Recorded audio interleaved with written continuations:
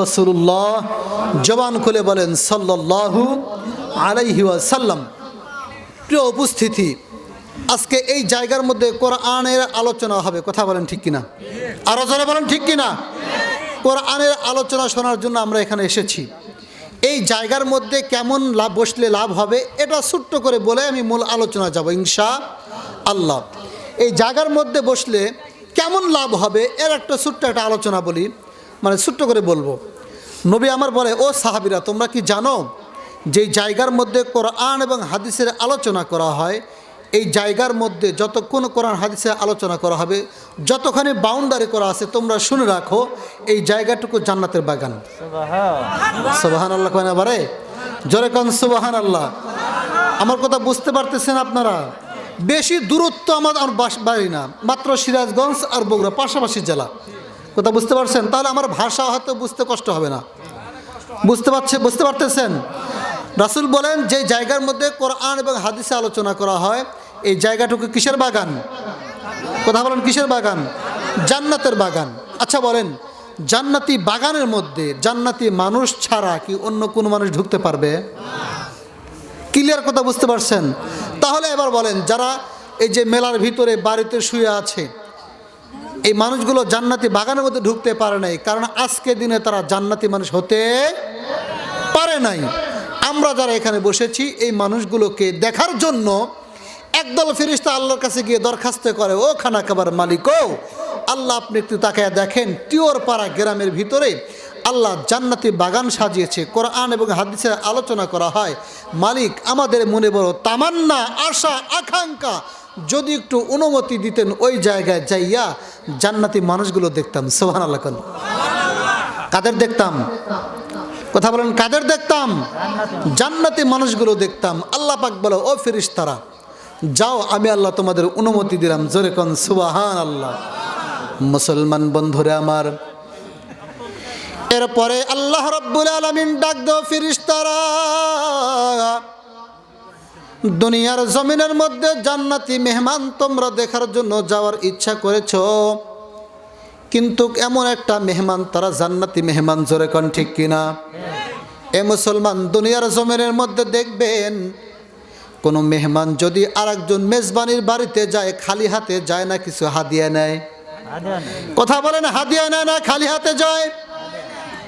আল্লাহ পাক রব্বুল আলামিন ডাক দিল, ফেরেশতারা রে,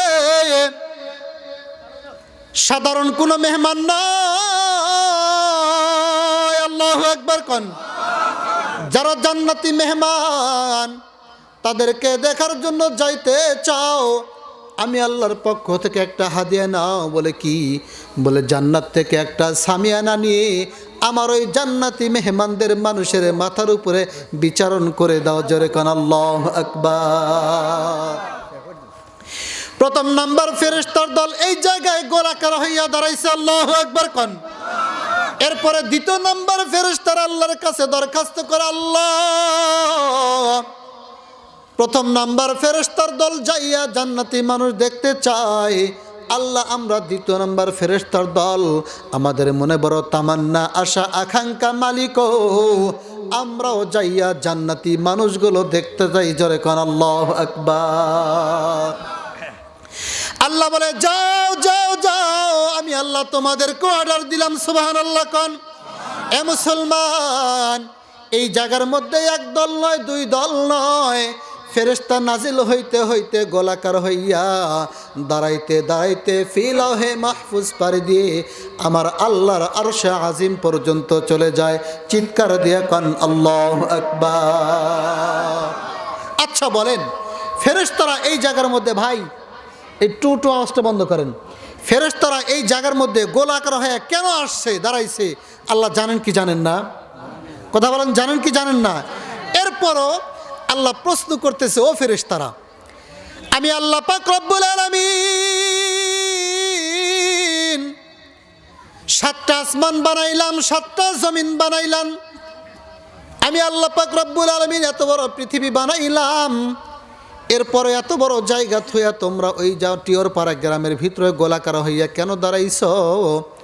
ফেরেশতারা ডাক দিলে, আল্লাহ, নজর করে তাকাইয়া দেখেন আপনার কিছু গোলামেরা কোরআনের বাগান সাজিয়েছে, হাদিসের বাগান সাজিয়েছে। মালিকও এই জায়গার মধ্যে কিছু জান্নাতি মেহমান বসেছে।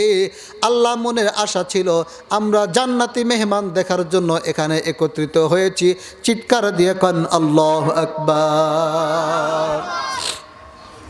আল্লাহ পাক রব্বুল আলামিন ডাক দাও ফেরেশতারা রে, যাদের তোমরা দেখার জন্য গোলাকার হইয়া দাঁড়াইছো, এই মানুষগুলোকে বানানোর জন্য আমি আল্লাহ পাক রব্বুল আলামিন যেদিন ইচ্ছা করেছিলাম, ইরাদা করেছিলাম, জোরে কোন আল্লাহু আকবার। তোমরা ফেরেশতাদেরকে নিয়ে আমি একটা মাশওয়ারা করেছিলাম, জোরে কোন সুবহানাল্লাহ। মাশওয়ারা কুলবা উলুমে সালেমা, মাশওয়ারা কুলবা উলুমে সালেহা। ও ফেরেশতারা আসো আসো আসো আসো। বলে কেন? বলে আমি আল্লাহ পাক রব্বুল আলামিন দুনিয়ার জমিনের মধ্যে এমন একটা জাতি বানাইতে চাই যাদেরকে আমি আল্লাহ এমন ক্ষমতা দিব, যারা দুনিয়ার জমিনের মধ্যে যাইয়া গুনাহ করবে, এ মুসলমান রক্তপাত করবে, বিভিন্ন অন্যায় করবে, এরপরে আমার পায়ে কুদরতি পায়ে সেজদা দিয়ে দুইটা চোখের পানি ছাড়বে আর আমাকে ডাক দেবে, মালিকও জীবনে গুনাহ করেছি মাফ করে দেন। আমি আল্লাহ তার আহাজারে আর কান্না দেখে তার জিন্দেগির সমস্ত গুনাহগুলো মাফ করে দেব। চিৎকার দিয়ে কোন আল্লাহু আকবার। ফেরেশতারা বলতেছেন আল্লাহ এমন মানুষ বানানোর দরকার নাই, বানানোর দরকার নাই। বলে কেন? বলে আল্লাহ তারা দুনিয়ার জমিনের মধ্যে যাইয়া বিভিন্ন ধরনের জেনা করবে, রক্তপাত করবে, খুন খারাপি করবে। এ কথা বলেন বর্তমানে হচ্ছে কিনা? এ কথা বলেন হচ্ছে কিনা? আপনারা বলেন তো বর্তমানে সুদের হার খুবই কমছে না বাড়ছে? কথা বলেন কমছে না বাড়ছে? জেনার হার কমছে না বাড়ছে? এ কথা বলেন বাড়ছে না বাড়ছে? রক্তপাত কমছে না বাড়ছে? এ মুসলমান, এরপরও ফেরেশতারা বলেছিল আল্লাহ দুনিয়ার জমিনের মধ্যে মানুষ বানানোর দরকার নাই, এরা দুনিয়ার জমিনের মধ্যে যাইয়া গুনাহ করবে, জেনা করবে।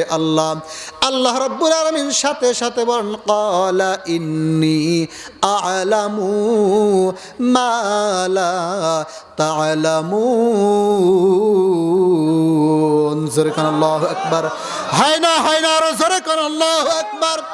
আল্লাহ পাক রব্বুল আলামিন ডাক দিল ফেরেশতারা রে, আমি আল্লাহ যা জানি, আমি আল্লাহ যা বুঝি, তোমরা তা জানো না, তোমরা তা বুঝো না। কথা বলেন ঠিক কিনা? এ জোরে বলেন আল্লাহ যা জানে, যা বুঝে আমরা কি জানি? এ কথা বলেন ফেরেশতারা জানেন। আল্লাহ বলে ফেরেশতারা এই সমস্ত মানুষদেরকে তোমরা দেখার জন্য গিয়েছো, তাদের একটু ছবি উঠায় রাখো। বলে আল্লাহ কেন?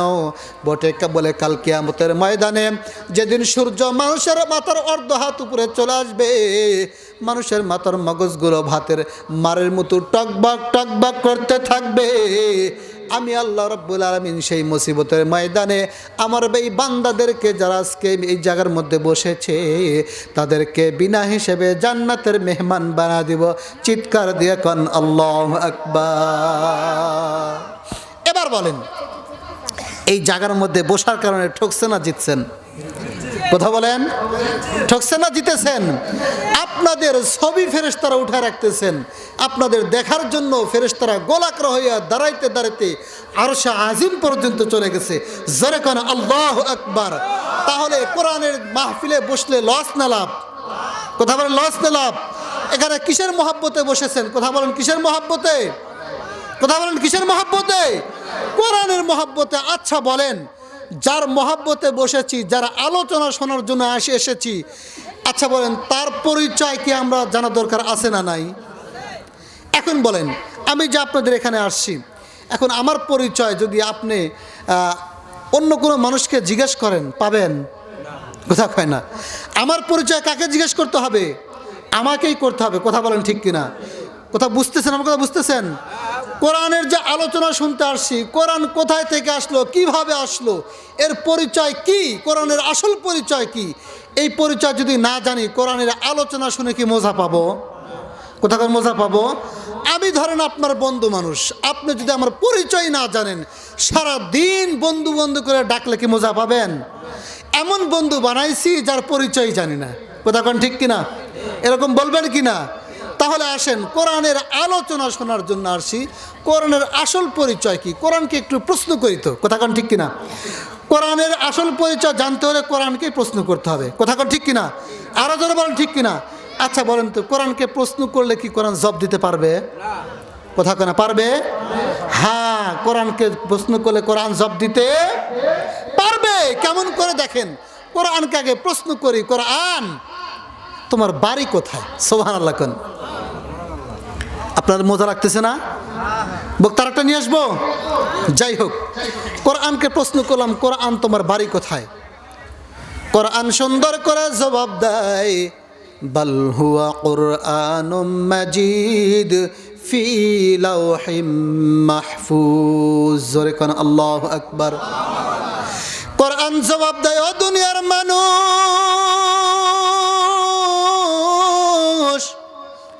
তোমরা শুনে নাও, শুনে নাও, তোমরা শুনে নাও, আমি কোরআনকে আমার আল্লাহ লাওহে মাহফুজের মধ্যে লিপিবদ্ধ করে রেখেছে।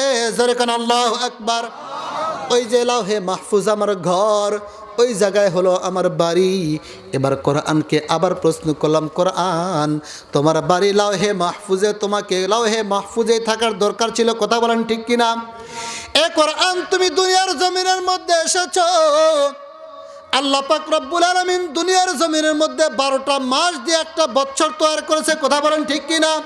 রে কোরআন, এই 12টা মাসের মধ্যে কোন মাসে তুমি দুনিয়ার জমিনে এসেছো? কোরআন দেখবেন সুন্দর করে আমার কানে কানে বলে দেয়, শাহরু রমাদানাল্লাযী উনজিলা